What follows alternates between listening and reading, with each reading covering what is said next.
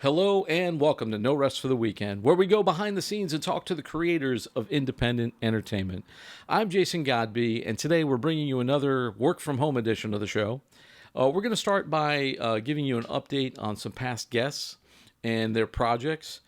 These were all films that we discovered at the Soho International Film Festival. We've partnered with Soho for the past couple of years and found some great films there. Some of that have recently been released online, so we thought we'd tell you about them since you're probably still stuck at home. The first film is called Limerence. It was written and directed by Tammy Minoff. They won Best Feature at Soho. And here's my review. Limerence is the story of Rosemary, played by Tammy Minoff. She's an aspiring painter who moves to California where she meets Tom, played by Matthew Del Negro, and of course they fall in love. She finds herself as romance, conflict, and comedy ensue. The film is reminiscent of 90s rom-coms like Four Weddings and a Funeral and Chasing Amy, but the film has something different, a female point of view.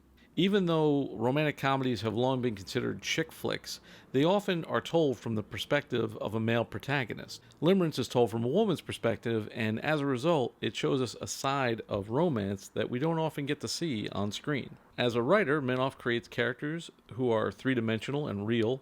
None of the characters are perfect, and that's a big part of the movie's charm. Rosemary is a flawed character. She loves being in love, but she has commitment issues. Tom is tall, handsome, and successful, but he's also a serial dater who can't remember the women he slept with. The authenticity of the characters is a testament to her writing and to the actors who bring the characters to life. Minoff and Del Negro's on-screen chemistry is palpable, and we believe their love story, flaws and all. The ensemble cast is exceptional, with each role being fully realized. May, played by Jennifer LaFleur, and Don, played by Evan Arnold, are that couple that you've met at a dinner party. They put on a great show in public, but you feel like they'll be arguing on the car ride home. Leo, who's played by Billy Aaron Brown, is your friend from college who you just want to watch cartoons and get high with on a Sunday. The hippies that Rosemary stays with are goofy and a bit clownish, but their absurdity serves as a contrast to Rosemary, making her seem more grounded and believable. Cinematographer Chloe Weaver's use of natural light provides a stunning backdrop for the action. The word limerence defines the period of infatuation in a love affair, and her depiction of sunset walks along the beach and hand-holding capture the meaning beautifully. Minoff and Weaver create some genuine moments of intimacy many films strive for, but few achieve. Limerence is a real indie film. It's just a great script and characters. I think it's a shame more films like this aren't seen outside of film festivals anymore. But, you know, if you're kind of tired of superhero blockbuster type movies, this is a great one. So Tammy was on the show right after the film was out at Soho. And here's what she had to say about the film's making and how it came about. Talk to me about Limerence. And first of all, what is the movie about? And then talk. That's the eternal question. Right. Talk to me about what is it about, and what were some of the challenges that you had, kind of going from behind the camera to in front of the camera, and vice versa. Well, first, let me say my producing partner Brad Zions, who produced Kissing Jessica Stein and Iron Abbey and some other movies, he saw the play, and it was his idea to adapt it into a film, which I said great. And when we were in that process, it was also his idea for me to direct it because he'd been through this experience before working on Kissing Jessica Stein, which had actors who had written it and did not direct the movie. And he really felt that this was my project. And at the end of the day, when it's your baby, it's really hard. Because we were talking to directors about directing it. It's really hard to give those reins over to someone else when you have the vision to do it. So we didn't know exactly how it was going to go because I'd never directed before. But it was kind of one of those moments where everything in my life that I'd been working on had sort of led me to this moment where I thought, oh, right, this is what I work with actors, I coach actors, and I'm the person on set as an actor who's paying attention and who's behind the camera and who's really, really loves collaborating and is not just waiting to be told what to do. So I was very lucky in that some of the independent films I worked on, I really was a collaborator with the director, the DP, the producers. They involved us as actors. And so I think that was some of my training for it. what is the movie about? Well, the simplest answer to that is it's about love, and it's about falling in love. And it's about art. The main character is a painter, and what happens to one's creative process, which there is a big parallel in my own life as we were making this. What happens to the creative process when you're falling in love or when your relationship is struggling? And what happens, the word limerence, which some people don't know, is about it's the honeymoon phase. It's when you're obsessed with that person, and in today's day and age, you really want them to text you back. And that what happens in that time, like when you create, when you're in the throes of that with somebody, and it unfortunately is a finite thing. It does fade.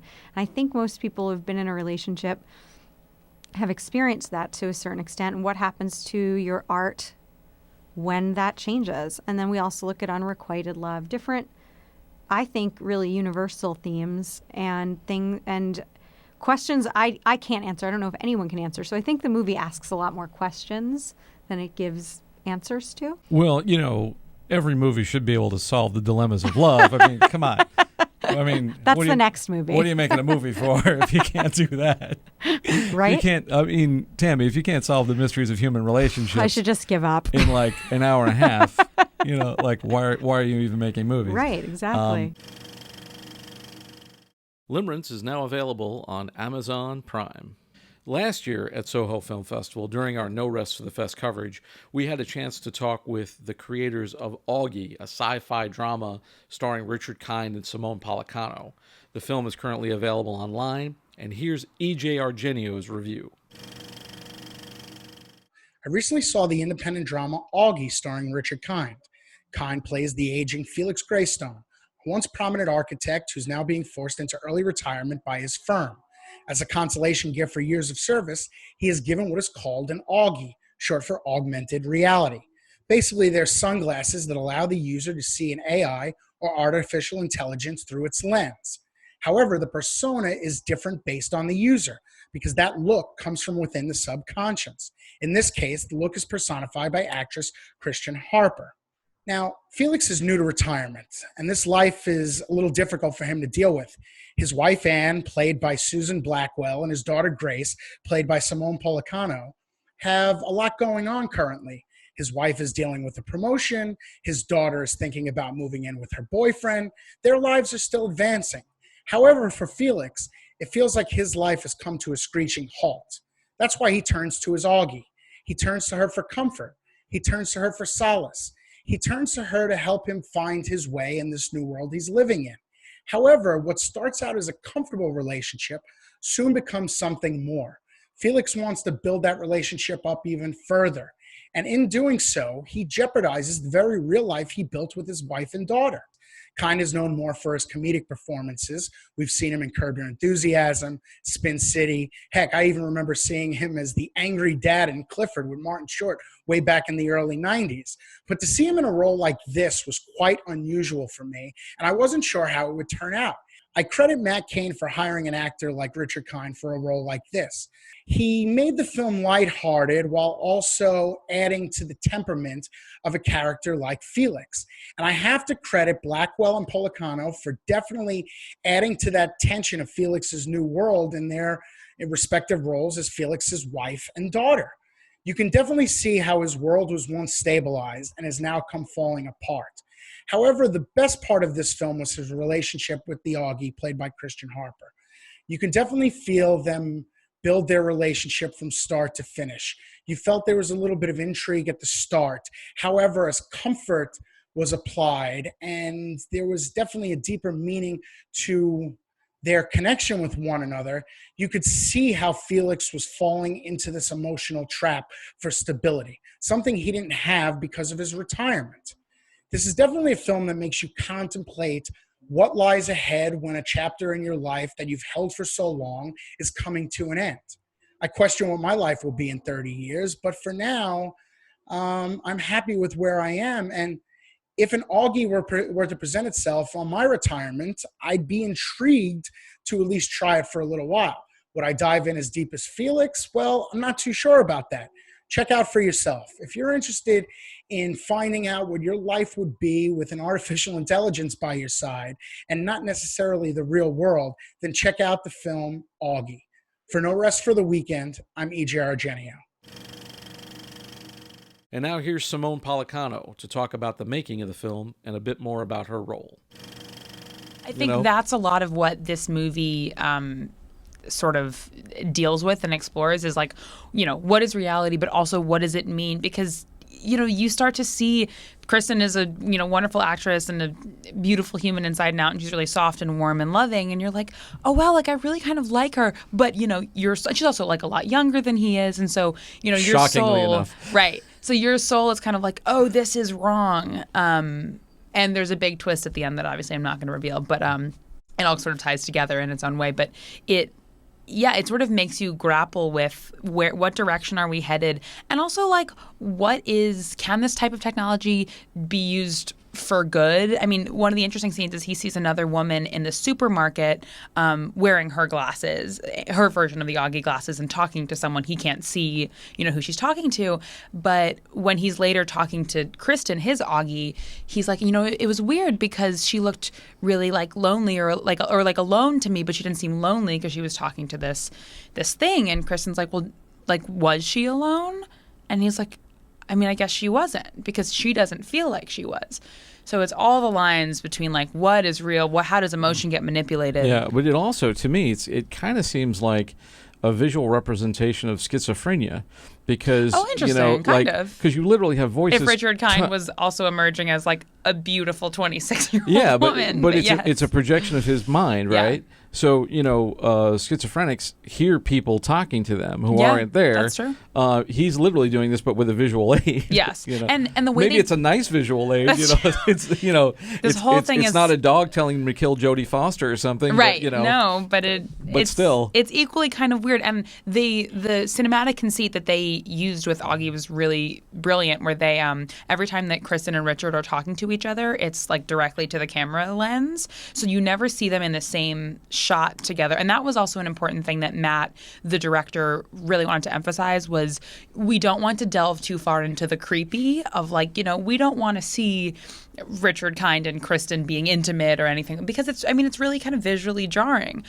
But they want to get us across a sense of connection between these two. So it was always like direct address to the camera, and it would flip between their perspectives, and then it would cut to Richard wearing the glasses, talking to like an empty chair or something. Right. So you're like, there's all these perspectives going on here. So for you now, you're playing his kid, right? His daughter, yeah. So, what's it like, sort of playing second banana to a virtual reality vision? It's kind of thing. It's really interesting because. Well, and so here's some insider info, I suppose. I actually initially went in for the role of Auggie, and I sent in a tape for that, and then I ended up doing like a Skype interview with Matt and Mark because they're out in LA and I was in New York, and then I found out that an offer had been put out for someone who was not me, but then as sometimes happens. But then my manager was like, but they want you to read for Grace, for his daughter, and they're very different roles. Kristen is perfect for it. She's an actress, but also like a model out in LA, and very much, it's acting into a camera lens and being so emotive with your eyes and all of that. And like as a professional model, she's amazing at that. It's bloody intimidating to do too. It's that's scary. Like, yeah, it's hard. And that was the thing, because she and Richard were not looking at each other. So he would stand behind the camera so she could like use him, but it's still, you are emoting to a camera lens. So it was really interesting for me to play Grace, who I loved playing. I feel so grateful because I got to have these like meaty scenes with Richard and with Susan. All of my scenes were with Richard, which was great. But it was also really cool to watch Kristen work and be like, oh, that would have been a very different job. Like I felt like I applied for one job and I ended up getting a different job that were very, very different, but really fun, because also we were like the two girls on, and there's plenty of women, and the director of photography, our cinematographer, was an amazing woman named Natasha, and she's so talented. So it was a very like female heavy set, but as the two young female actors, it was really cool to get to hang out and vibe with each other.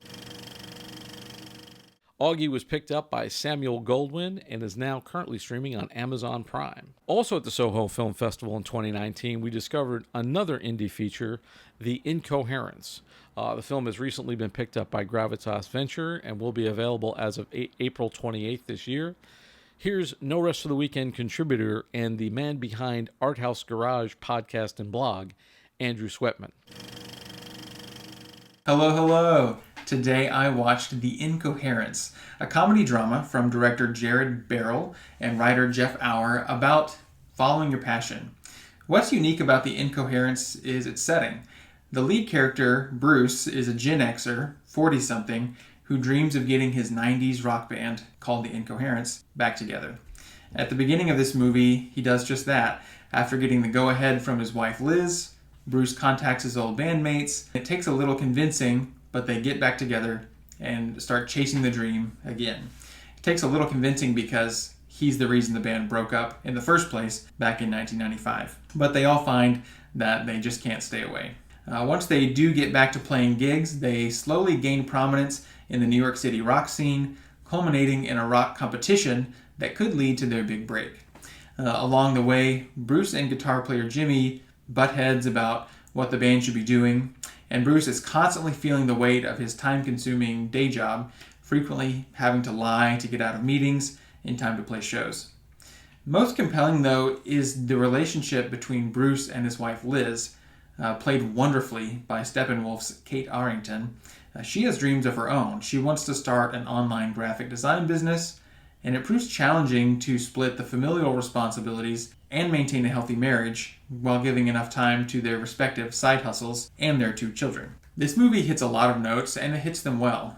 It's funny, it's emotional, it's surprising, but more than anything, it really captures well the feeling of trying to follow a creative passion at the expense of other parts of your life.